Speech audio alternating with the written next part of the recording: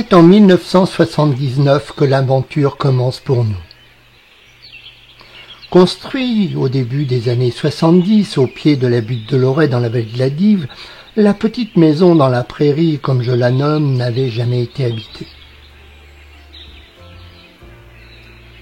Posée dans le décor, là, au milieu du pré, dépendance du moulin de Loret, sur une propriété de 6 hectares.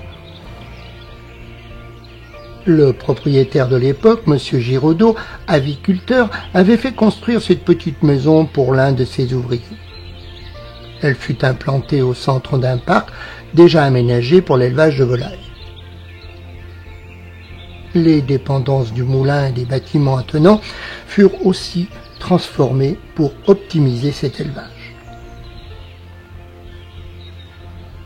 Malheureusement, celui-ci ne fut jamais rentable et il fallut envisager de vendre le moulin, la petite maison et les terres. Et c'est en 1976 que la famille Guérineau acquiert le moulin de Loret. Ils ne sont pas intéressés par la petite maison et encore moins par les terres. Et c'est là qu'en 1979, Corinne et moi arrivons dans cet petit endroit idyllique où nous sommes tombés amoureux de ce lieu pour aujourd'hui vous raconter cette histoire.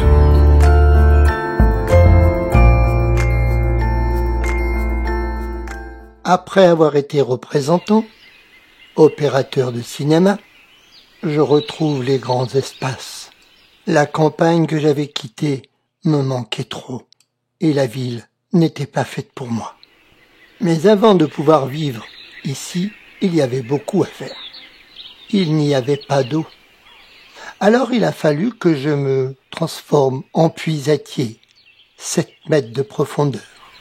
Il n'y avait pas d'électricité, alors j'ai creusé des tranchées et fait l'installation.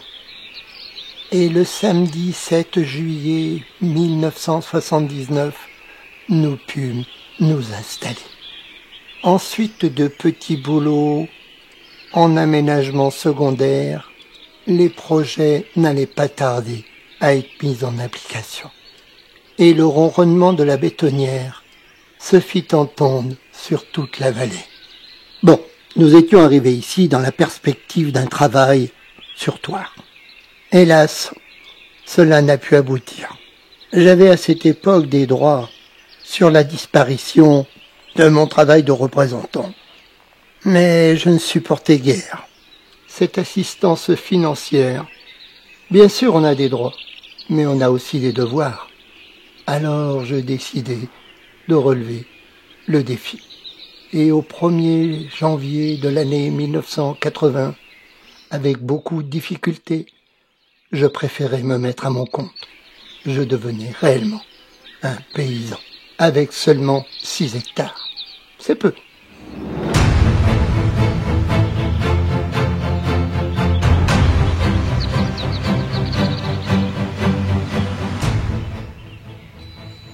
C'est alors que je me lance dans les lycécultures. Les petits gris du Poitou en abondance. Plus de 250 000 petits escargots qu'il faut ramasser avant les gelées d'hiver. Alors toute la famille est conviée et le ramassage peut commencer. Il faut les calibrer en fonction de leur grosseur. Garder les plus gros pour en faire des reproducteurs.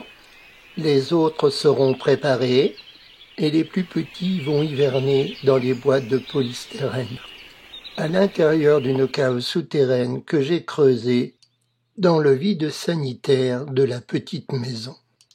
Je suis confiant, plein d'espoir, après avoir irrigué la butte pour mettre des jets d'eau, arrosé les parcs à escargots, tout se présente bien.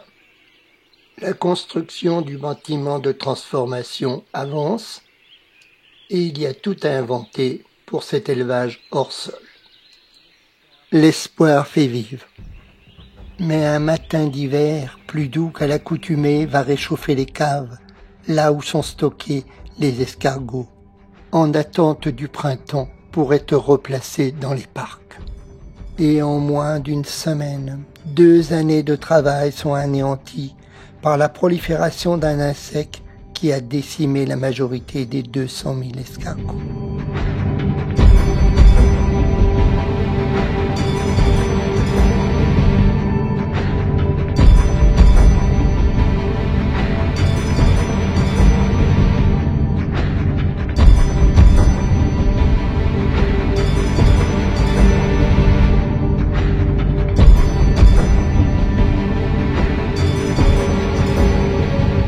Il y a forcément des échecs sur le chemin de la réussite.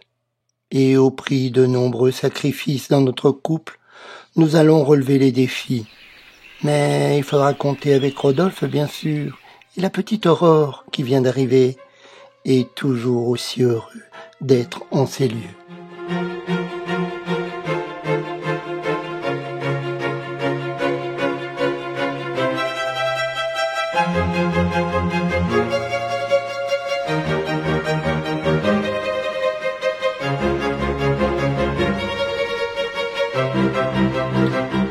L'avenir est devant nous, et je ne supporte pas de rester sur l'échec des escargots.